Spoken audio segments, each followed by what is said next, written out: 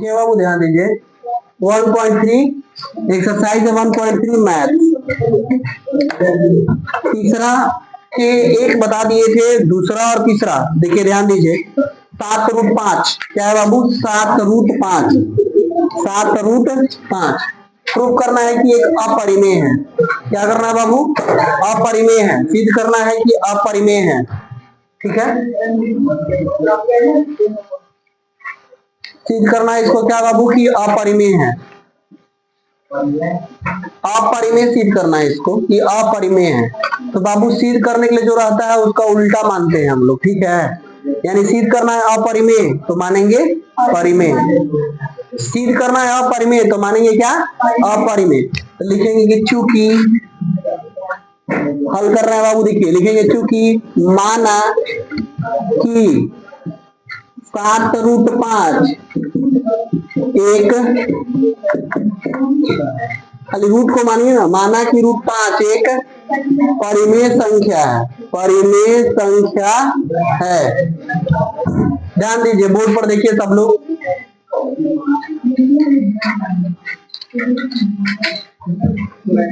Hello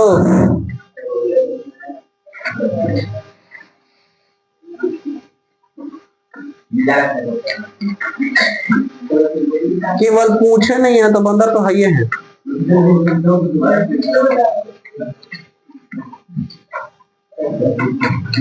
देखिए बाबू जब √5 एक परिमेय संख्या है तो परिमेय संख्या जब होता है तो उसको p/q के रूप में लिख सकते हैं ना, यानी √5 बराबर हो जाएगा p/q।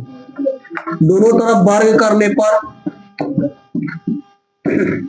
दोनों तरफ वर्ग करने पर ध्यान देना बाबू, दोनों तरफ वर्ग कीजिए तो √5 के भी वर्ग करेंगे और p/q के भी वर्ग करेंगे तो बोलिए क्या होगा 5 बराबर p² बटा में q गुने q, यानी 5q बराबर p² बटा में q, p² बटा में q हो जाएगा ना। लिखेंगे क्या कि पूर्णांक बराबर भिन्न संभव नहीं है, इसीलिए हमारी मान्यता गलत है।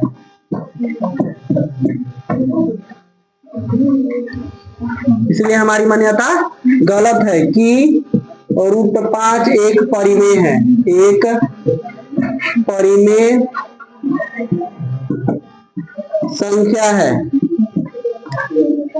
इसीलिए √5 एक क्या है अपरिमेय संख्या है, एक अपरिमेय संख्या है। इसलिए √5 क्या है एक अपरिमेय संख्या है। ठीक है इसलिए √5 क्या है बाबू एक अपरिमेय संख्या है। तो जब अपरिमेय संख्या है ध्यान दीजिएगा क्या है 7√5, तो 7√5 प्राप्त करने के लिए देखिए तो हम लिख सकते हैं 7 गुने √5, 7 गुने √5। तो 7 क्या है परिमेय संख्या, 7 क्या होता है बाबू परिमेय संख्या है, क्योंकि रूट में नहीं है प्राकृत संख्या है। और √5 क्या है अपरिमेय संख्या, अपरिमेय संख्या। तो बोलिए इसको अगर सॉल्यूशन आप कीजिएगा 7 गुने √5 तो आ जाएगा 7√5 ना, ये दोनों के सॉल्यूशन कीजिएगा तो हो जाएगा अपरिमेय संख्या ना, अपरिमेय संख्या। बताइए 7√5 क्या आया अपरिमेय संख्या आ गया। तो लिख देंगे कहा कि अतः 7√5 एक अपरिमेय संख्या है, अपरिमेय संख्या है प्रूव। और इसी तो चौथो बनेगा, खाली √2 को कर देंगे तो √2 को यहां तक लिखेंगे कि √2 एक अपरिमेय संख्या है। जहां 5 लिखे हैं वहां 2 लिखना होगा 2 वाला में, और लास्ट में क्या करना होगा कि 6 प्लस √2 तो 6 हो जाएगा परिमेय और √2 क्या हो जाएगा अपरिमेय। तो परिमेय जोड़ अपरिमेय बराबर हो जाएगा अपरिमेय, तो 6 प्लस √2 क्या हो जाएगा अपरिमेय। इसी तरह से बन जाएगा तीसरा भी बनाना पड़ेगा कि बन जाएगा, बन जाएगा ना। उतार लीजिए, उतार लीजिए अच्छी बात है।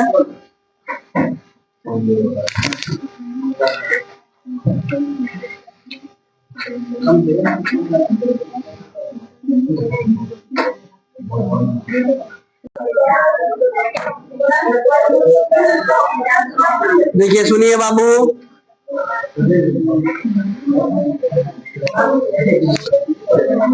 क्या छोटी तू नहीं लिख रही है? हाँ? अच्छा ई लिख दे रही है तुम्हारा। चलिए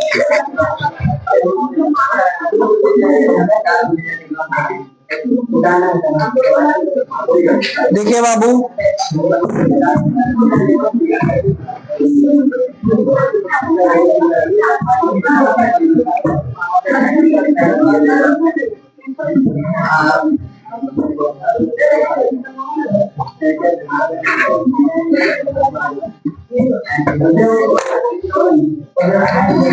एक पॉइंट 4 बाबू ध्यान दो, कह रहा है कि बिना लंबी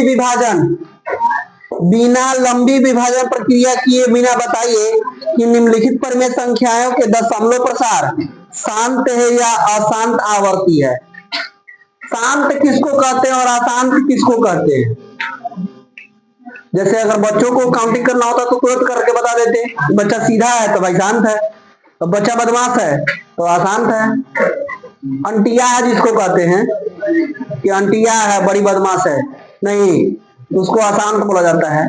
तो इसमें अंक कह रहा परिमेय संख्या, वो भी बिना लंबा भाव का दिए हुए, यानी कह सकते हैं 13 बटा में 3125 है। ध्यान दो, 13 बटा में क्या है बाबू? 3125।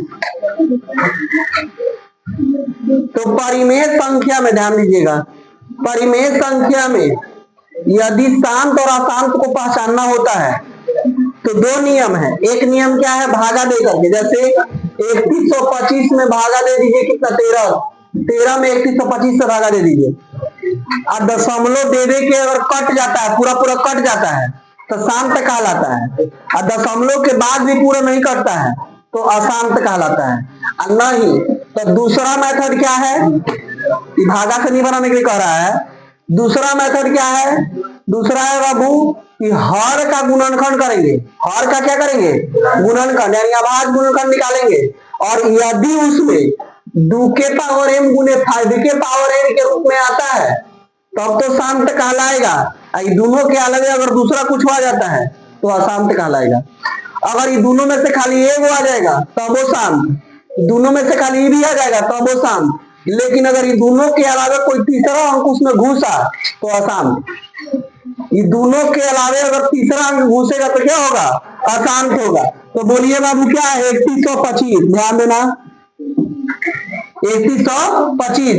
तो 3125 में तो 3 से भागा लगेगा नहीं, 5 से लगाते हैं। 5 से लगाएंगे तो 625, फिर 5 से लगाएंगे 125, फिर 5 से लगाएंगे 25, और फिर 5 से लगाएंगे 5, हो जाएगा ना? फिर 5 से लगाएंगे तो 5। तो बोलिए 3125। ध्यान दो, 3125 का क्या होगा? 1 2 3 4 5, 5 के पावर 5। और कोई अंक आ रहा है? नहीं ना। अगर हमें यहाँ 2 के पावर 0 लिख देते तो कोई दिक्कत होगा? क्यों नहीं दिक्कत होगा? समझिएगा, 2 के पावर 0 लिखे तो हो गया 1, 2 के पावर 0 लिखे तो क्या हो जाएगा? 1। किसी भी संख्या के ऊपर यदि पावर 0 होता है, किसी भी संख्या के पावर यदि 0 होता है, यानी घात 0 होता है तो 1 बन जाता है। क्या बन जाता है? 1। जैसे 2 के पावर 0 किए तो 1 हो जाएगा, तो 1 में इससे गुना करेंगे तो बात तो ही है। तो बोलिए 5 और 2 के रूप में आया कि नहीं आया? देखिए 5 और 2 के रूप में आया ना, तो ये क्या लिख देंगे? ये क्या हो जाएगा? शांत। ये क्या हो जाएगा? अगर इसमें दूसरा अंक आ जाता तो क्या लिखते? अशांत। जैसे एक और देखिए, दूसरा 17/8 है। 17 बटा क्या है? तो इसके नीचे क्या है? बोलिए नीचे क्या है? इसका 8 है, हर में क्या है? 8 है। तो हर का अभाज्य गुणनखंड करेंगे, 2 4 2 2, और कटेगा। अगर 2 से लगाएंगे तो 1 आ जाएगा। देखिए 2 से लगा दिए तो क्या है? 1। तो 8 के लिए क्या लिख सकते हैं? बोलिए 2 के पावर 3, 1 2 3, अब गुण में 5 के पावर 0 कर देंगे, हो जाएगा 1। तो 2 अब 5 के रूप में आया कि नहीं आया? 2 और 5 के रूप में आया ना, आ गया। तो इसको क्या लिखेंगे? शांत। इसको क्या लिखेंगे? तीसरा एक और देखिए आप, 64। तीसरा नंबर क्वेश्चन, 64 बटा में क्या है बाबू? 455। 64 बटा में क्या है? 455। तो देखिए नीचे जो भी होगा उसका अभाज्य गुणनखंड, नीचे जो भी आएगा उसका क्या करेंगे? अभाज्य गुणनखंड। चलिए कीजिए अभाज्य गुणनखंड 445 का, 455 का। 455 का कर रहे हैं, देखिए कितना बार में कटेगा? कितना बार में कटेगा? 3 से तो नहीं कटेगा, 3 से नहीं कटेगा, 5 से कट जाएगा। तो 5 से 9 और 1 91 हो जाएगा। अब 91 कितना से कटेगा? 7 से 13 बार में। अब 13 फिर कितना बार में कटेगा? 13 से। तो जब भाज्य संख्या आ गया, अब भाज्य संख्या आने के बाद में फिर सोल्यूशन नहीं किया जाता है, भाज्य रहेगा तो करेंगे। ये तो आपको दिखाने के लिए कर दिए, ठीक है, ये वाला जो है आपको दिखाने के लिए कर देंगे कि दूसरा गरीबों की जगह तो ये आएगा। अभाज्य संख्या जैसी आ जाएगा तो बनाना छोड़ देंगे। जैसे 13 देखिए अभाज्य संख्या है, 13 क्या है? अभाज्य संख्या तो सबको पता है ना कि अभाज्य संख्या किसको कहते हैं? वैसी संख्या जिसमें स्वयं और एक के अलावा किसी से भागा ना लगे। तो 13 में खाली 13 से लगेगा, यानी अभाज्य संख्या है। तो बोलिए 455 के क्या आ जाएगा? बोलिए 5 गुने 7 गुने 13, है ना? देखिए तो 5 सैकड़ा में है ना 5। अगर हम दुओ लिख देते तो कोई दिक्कत नहीं होता, 2 के पावर 0 लिख दिए, 1 हो जाएगा। 5 है 2 आ गया, लेकिन 7 और 13 भी इसमें है, 7 और 13 भी इसमें है, इसलिए इसको लिखो चाहे ना लिखो अशांत कहेंगे। क्या कहेंगे? काहे? क्योंकि 7 और 13 भी आ गया है। आना चाहिए क्या? 2 और 5 खाली, केवल और केवल 2 और 5 आना चाहिए। क्या आना चाहिए बाबू? केवल 2 और 5 आना चाहिए, जबकि इसमें 7 और 13 भी आ गया है। तो क्या कहलाएगा? अशांत। क्या कहलाएगा? ये अशांत कहलाएगा। ठीक है, एक और देख लीजिए, छठा नंबर क्वेश्चन। छठा कह रहा है क्या? 23 बटा में 2 के पावर 3 इंटू 5 के पावर 2, यही ना है? 2 के पावर 3 और 5 के पावर 2। तो देखिए इसका गुणनखंड करने की जरूरत नहीं है, क्योंकि इसका हर 23 2 के पावर 3 गुने 5 के पावर 2, देखिए 2 और 5 के रूप में है, हर है ना 2 और 5 के रूप में, तो इसका गुणनखंड करने की जरूरत नहीं है, क्योंकि गुणनखंड के रूप में तो पहला ही से है, है अभाज्य गुणनखंड के रूप में तो पहला ही से है। तो 2 और 5 खाली ना है, इसलिए इसको क्या लिखेंगे? शाम। क्या लिखेंगे इसको? एक और देखिए 7वां, 129 छोड़ रहे हैं बाबू, कुछ कुछ छोड़ भी रहे हैं। जैसे देखिए 3 के बाद 6 आ गए, 4 5 छोड़ दिए और 7 बताएंगे, 8 9 और 10 छोड़ देंगे। ठीक है, देखिए 129 बटा में क्या है? 2 के पावर 2 इंटू 5 के पावर 7 और इंटू 7 के पावर, देखिए ध्यान दीजिए, तो 129 बटा में 2 के पावर 2 गुने 5 के पावर 7, 7 ना यहाँ, गुने 7 के पावर, देखिए 2 और 5 तो है, इसमें 2 और 5 है, लेकिन वो एक्स्ट्रा 7 घुसल है, 7 में एक्स्ट्रा घुस गया ना, तो क्या कहलाएगा? अशांत। यानी कह सकते हैं बाबू कि शांत रहने के लिए खाली 2 के पावर और 5 के पावर के रूप में होना चाहिए गुणनखंड। अगर दूसरा अंक हो जाएगा तो क्या होगा? अशांत। यानी 2 के पावर के रूप में और 5 के पावर के रूप में ही केवल होना चाहिए। अगर दूसरा अंक इसमें आ जाता है तो क्या होगा?